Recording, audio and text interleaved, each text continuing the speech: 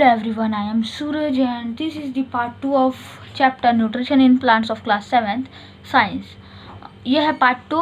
Part 1 हमने discuss कर लिया है। पार्ट 1 में हमने चैप्टर के बारे में कुछ बेसिक्स देखा था और हमने न्यूट्रिशंस क्या होता है ये भी देखा था और हमने 3 मोड ऑफ न्यूट्रिशंस भी पढ़े थे। अगर आपने वो वीडियो नहीं देखा है तो आपको डिस्क्रिप्शन में उसकी लिंक मिल जाएगी, so please go through it and watch the videos. So देखिए, अब उस वीडियो में तो हमने न्यूट्रिशंस और 3 मोड्स ऑफ न्यूट्रिशंस पढ़ लिया और फोटोसिंथेसिस भी देख लिया था। आज इस वीडियो में हम देखेंगे सेल्स। इस वीडियो में हम देखेंगे सेल्स। सो देखिए सेल्स क्या है। अभी आपने देखा होगा, एक छोटा सा एग्जांपल लेके हम समझते हैं। अभी देखिए, आपने घर बनते हुए तो हर किसी ने देखा होगा। सो घर बनते हुए देखा होगा, सो आप खुद ही सोचिए, घर बनाने के लिए आप रेडीमेड बाहर से दीवार उठा के तो नहीं रख देते। हाँ, नीचे से सीमेंट लगाया, दीवार खड़ी, 4 दीवार खड़ी कर दी, बन गया घर। ऐसा नहीं है। हम छोटे छोटे ईंटों से बड़ा घर बनाते हैं, है ना। छोटे छोटे ईंटें लगा के हम बड़ा घर बनाते हैं और उसमें टाइम भी लगता है ना। कभी कभार तो 3-4 साल भी लग जाते हैं। सो हमारा वो टॉपिक नहीं है, हमारा टॉपिक है सेल्स। सो हम उस पर आते हैं। सो देखिए, घर बनने के लिए आपको ईंटें लग रही थी, तभी आपका घर बन रहा था। रेडीमेड तो आपकी दीवार नहीं आ रही थी, या फिर रेडीमेड तो घर बन के नहीं आ रहा था कि खड़ा किया बस बन गया घर। ऐसा नहीं, हमको घर बनाने की ज़रूरत है। हमको घर तिनके से बनाना है, ईंट को जोड़ के हमें घर बनाना है। सो ऐसे ही हमारी बॉडी कोई रेडीमेड बॉडी नहीं है, या फिर हमारी बॉडी में हमने दो हाथ जोड़ दे, एक सर जोड़ दिया, एक पैर, दोनों पैर जोड़ लिए, ऐसा नहीं है। हमारी बॉडी भी छोटे छोटे सेल्स से बनती है। पहली बात तो, आपने सेल्स वर्ड पहली बार कब सुना था? सेल्स वर्ड आपने पहली बार कब सुना था? घड़ी का सेल, रिमोट का सेल, आपने यही सेल सुना होगा। लेकिन इसके अलावा भी हमारी बॉडी एक टाइनी माइक्रोस्कोपिक मतलब इतने छोटे जिन्हें हम या फिर आप अपने नेकेड आइज से नहीं देख सकते। सो उन्हें माइक्रोस्कोपिक कहते हैं। उन्हें माइक्रोस्कोप से देखा जा सकता है, सिर्फ माइक्रोस्कोप से, मैग्नीफाइंग ग्लास से भी नहीं देखा जा सकता। सो उन्हें सिर्फ माइक्रोस्कोप से देखा जा सकता है। सो ऐसे ऑर्गेनिजम्स को जिन्हें हम माइक्रोस्कोपिक कहते हैं, उन्हें माइक्रोस्कोप से देखने की ज़रूरत है। सो देखिए, सेल्स भी एक माइक्रोस्कोपिक ऑर्गेनिजम्स है जो हमारी बॉडी मिल के बनाते हैं। यानी कि हमारे अरबों करोड़ों trillion million and billion cells मिलके हमारी बॉडी बनाते हैं। हमारी बॉडी भगवान ने रेडीमेड नहीं बनाई है कि 2 हाथ 2 पैर जोड़ दिए बन गई बॉडी। ऐसा नहीं है। हमारी बॉडी बहुत छोटे छोटे सेल्स से बनी है। सो अब देखिए, ये सेल्स आपके बुक में दिया गया है, इसीलिए हम इसे पढ़ रहे हैं। हम कोई बाहर की चीज़ नहीं पढ़ रहे। सो देखिए, अब सेल्स है। अभी आप खुद सोचिए, सेल्स जैसे कि आपकी बॉडी है। अभी बॉडी में कुछ ऑर्गन्स है, जैसे कि बोन्स है, लंग्स है, हार्ट है एंड बोन्स है, फिर नसें है। सो ये सब ऑर्गन्स है बॉडी के। ब्रेन है, ये सब बॉडी ऑर्गन्स है।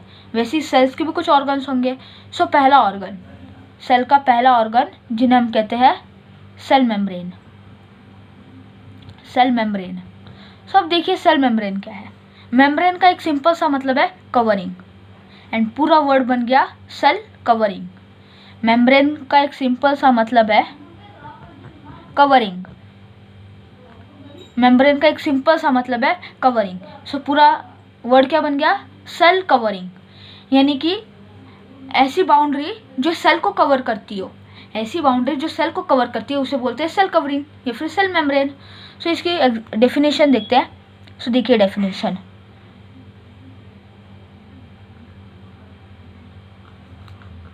The covering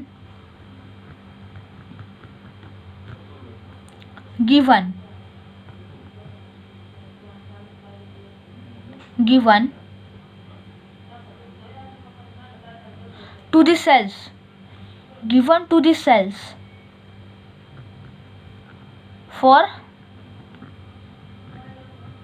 separate them from their external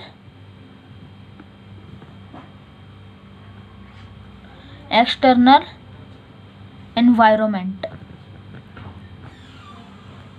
मतलब ऐसी कवरिंग जो सेल्स को दी गई हो, काय के लिए, किसके क्या काम, वो सेल को उसके एक्सटर्नल एनवायरनमेंट से सेपरेट कर देती है। मतलब आप खुद सोचिए, आपकी बॉडी है, आपकी बॉडी में हाथ में से तो ऑक्सीजन अंदर नहीं जा रहा, या फिर हाथ में से तो कार्बन डाइऑक्साइड बाहर नहीं आ रहा। भगवान ने आपको नोज दिए हैं, है ना, नोज दिए, सो आप उससे ऑक्सीजन ले रहे हो और कार्बन डाइऑक्साइड छोड़ रहे हो, सीधा हाथ में से या पैर में से तो नहीं घुस रही। सो बस सेल कवरिंग यही काम करती है, वो एक्सटर्नल एनवायरनमेंट और इंटरनल एनवायरनमेंट को सेपरेट करने का काम करती है। एक्सटर्नल मतलब बाहरी और इंटरनल मतलब अंदर का, यानी कि सेल के अंदर का जो एनवायरनमेंट है, सेल के अंदर की जो ऑर्गन्स है उन्हें, और सेल के बाहर के जो ऑर्गन्स है या फिर सेल के बाहर का जो एनवायरनमेंट है, उन दोनों को सेपरेट करने का काम करती है। अगर सेपरेट नहीं करेंगे तो दोनों मिक्स हो जाएंगे, है ना। सो यही बात है। अभी सेल मेम्ब्रेन, ये पहला ऑर्गन हो गया। अभी दूसरा ऑर्गन देखते हैं जो है, अभी दूसरा ऑर्गन जो है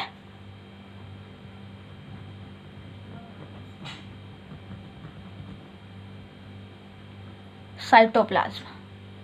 साइटोप्लाज्म आपने बुक में देखिएगा, आपको एक ऑरेंज या फिर येलोइश कलर का सेल के अंदर कुछ दिख रहा होगा। वो जेली लाइक सब्सटेंस है, वो ना ही लिक्विड है, ना ही सॉलिड है और ना ही गैस है, वो एक जेली लाइक सब्सटेंस है। आपने जेली तो खाई होगी कभी, है ना, जेली तो खाई होगी। सो वो जेली लाइक सब्सटेंस साइटोप्लाज्म है, उस जेली लाइक सब्सटेंस को कहते हैं साइटोप्लाज्म। तो इसकी डेफिनेशन देखते हैं। The jelly like substance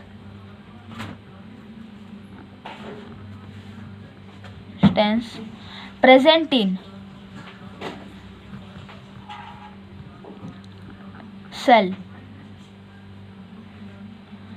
in cell is called cytoplasm. मतलब एक ऐसा जेली लाइक सब्सटेंस जो सेल के अंदर प्रेजेंट होता है, यानी कि सेल के अंदर होता है, उसे कहते हैं हम साइटोप्लाज्म।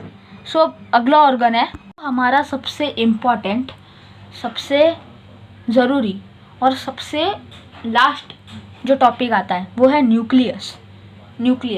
ये भी एक जेली लाइक सब्सटेंस है जो एकदम सेल के बीचों बीच पाया जाता है। अभी आप देख सकते हैं आपके बुक में डायग्राम में, सेल के बीच में आपको एक ऑरेंज या रेडिश कलर का एक डायग्राम दिख रहा होगा। उस डायग्राम को कहते हैं nucleus.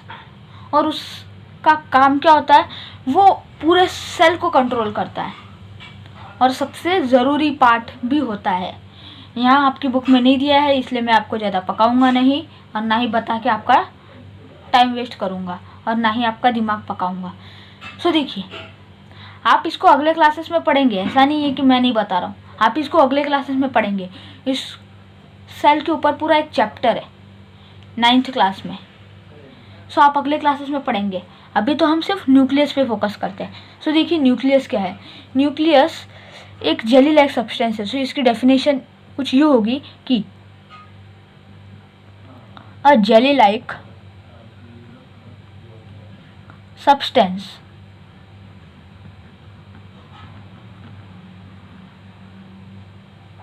located in the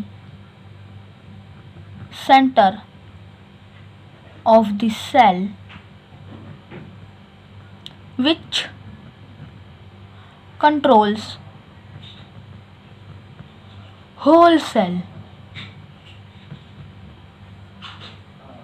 is called nucleus. मतलब एक ऐसा जेली लाइक सब्सटेंस जो सेल के एकदम बीचों बीच होता है और वहाँ से वो पूरे सेल को कंट्रोल करता है। सो उसे कहते हैं न्यूक्लियस। और ये था आपका लास्ट टॉपिक सेल्स का, और सबसे इम्पोर्टेंट भी था।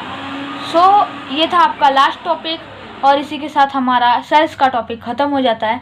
If you any doubt in this video please comment and like share and subscribe our channel. मिलते हैं अगले वीडियो में, तब तक के लिए बाय बाय।